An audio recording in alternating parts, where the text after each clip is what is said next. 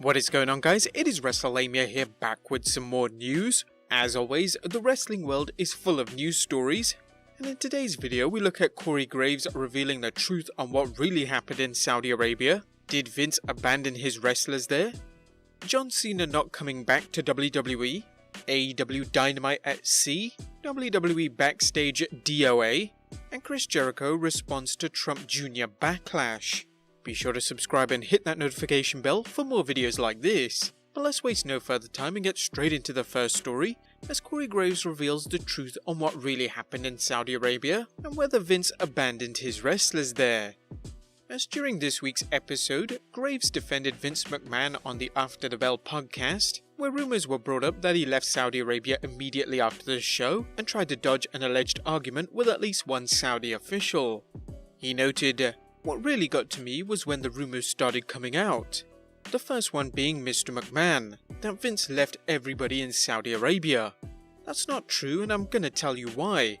If you work here, you know that every week, no matter where on the planet we are, as soon as the final bell rings, as soon as it's made sure that all of the talent is okay, whoever's in the last match, Vince gets on his jet and the guy goes home or to the next city because he's busy running WWE.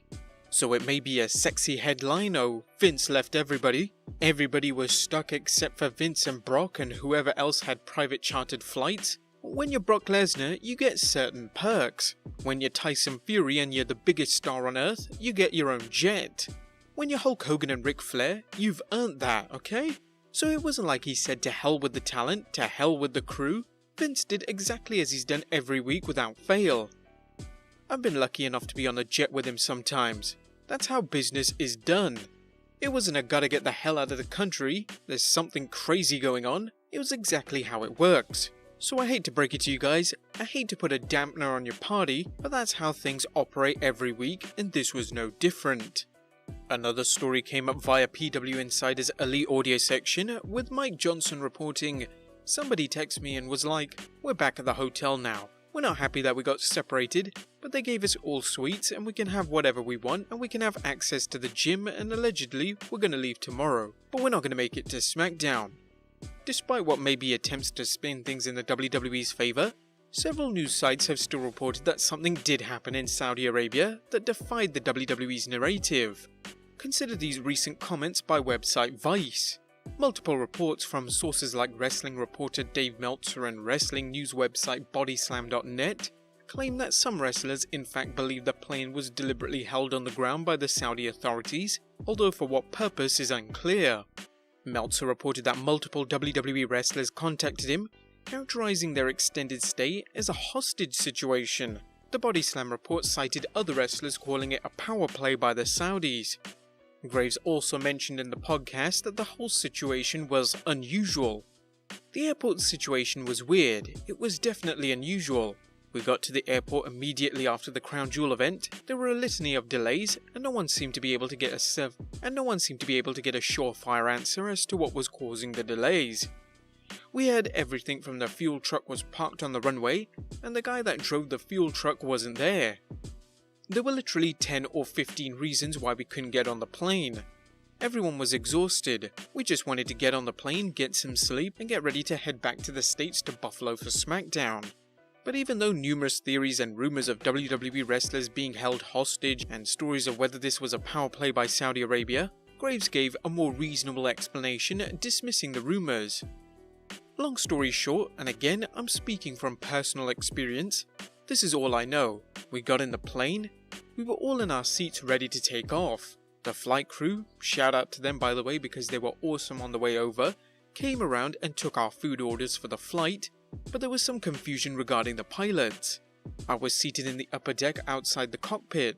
Pilots were going back and forth and there was some sort of mechanical issue.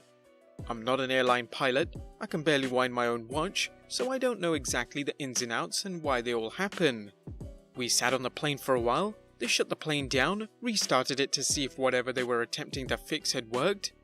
It hadn't worked. In the time to get all of this done, the flight crew had timed out, and we were all informed that we would not be taking off. They deplaned everybody. Now, it seems like a more reasonable explanation than what Meltzer and others have suggested what happened. Also, it elaborates on AJ Styles' version of the story, but what do you guys think? Is Graves still covering for the WWE, or do you believe his side of the story? Our next story, John Cena not coming back to WWE? John Cena made a number of interesting comments during a recent interview with Sports Illustrated's Justin Barrasso. Cena, who was once the face that runs the place in the WWE, is more likely to be found in Hollywood making films nowadays. Cena talked about how making movies led to a better appreciation for The Rock's contributions. He mentioned, "I've told Dwayne Johnson that when I called him out for a lack of love for WWE, I was wrong. I was ignorant. He loves WWE, but he goes from shooting one project to the next. He blazed a trail and I didn't understand that, but now I totally understand. I was wrong. It led to a good piece of business in WWE at WrestleMania 28 and 29, but I was speaking from a point of selfish ignorance." But while promoting his upcoming film Playing with Fire, Cena discussed a possible return to the ring. Professional wrestling is a wonderful industry, but it's also extremely addictive. It's addictive because it makes you feel relevant. It makes you feel important. I can fill the void of a lot of things that you may not be brave enough to face. It also pays really well, so you get attached to the financial security. It allows you to make irresponsible financial decisions because you think money is always going to be there. The fanbase has seen some wonderful individuals look a step slower. I just don't want to be that person.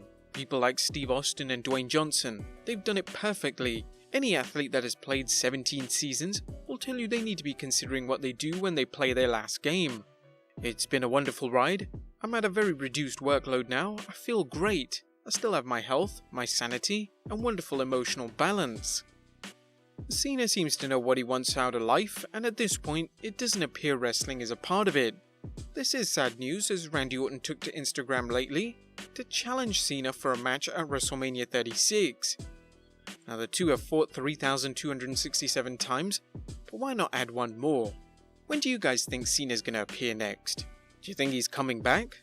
Next up, AEW Dynamite at Sea. Ever since TNA announced AEW Dynamite would air on Wednesdays, there's been speculation that the show might be shot on Chris Jericho's upcoming cruise, aka Chris Jericho's Rock and Wrestling Rager at Sea. During an interview with Sportskeeda, Le Champion was asked this very question, answering, "Well, I mean, you'll just have to wait and see. I think the fact is that we're setting sail January 20th to 24th, so we'll have to put a program on Wednesday somehow. We're not confirming or denying that fact." Next up, WWE Backstage DOA.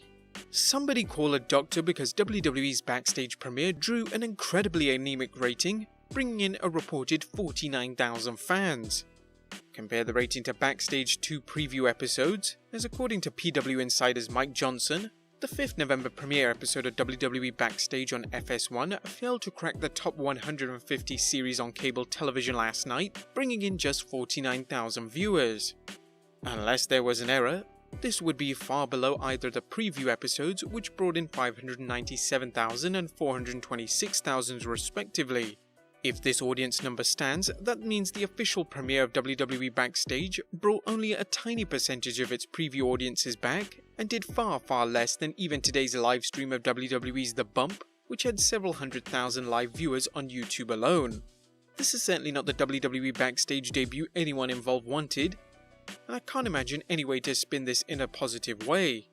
If there's any consolation, Total Divas hit a season low this week, bringing in just 191,000 viewers, compared to last week's season high of 283,000 viewers. And the last story today, Chris Jericho responds to Trump Jr. backlash. Now the Trump family are seen as some of the world's most polarizing figures today, but Chris Jericho managed to spark a bit of discussion and backlash from his fans when he invited Donald Trump Jr. on his podcast Talk is Jericho to discuss his book Triggered. Fans weren't happy, with some posting, "You're one of my all-time faves, but damn, this makes me sick. You're better than that." Another wrote, "Huge bummer, Chris. This is a bad person, straight up. Him and his dad are the antithesis to diversity, bringing people together, and everything good. Basically the complete opposite of what AEW is supposed to be about. You're better than this." Well, Chris simply responded, "Calm down, I'm non-partisan."